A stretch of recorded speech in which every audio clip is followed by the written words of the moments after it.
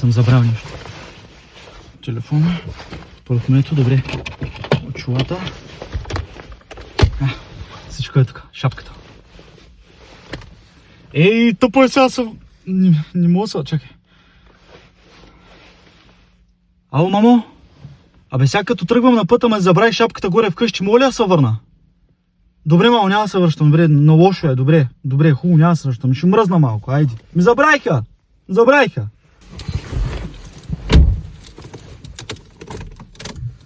Ай. Какво? О, не.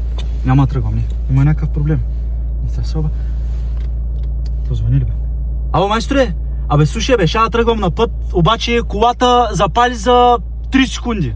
Да, има проблем според мен, защото тя нали я знаеш, за около секунда и половина пали. Има някакъв проблем, не мога да тръгна така на път с нея. Ей, сега ще я докарам тук до половин час да я погледнеш и да... Но притеснително е, разбираш ли? Тя му има остави на пътя. Айде, сега идвам, айде. Ти па сега ли се развали, мала? Аха, всичко свети. Нормално е, бе, това е, даже на нова лампичка, браво. Така те искам, така! Всичко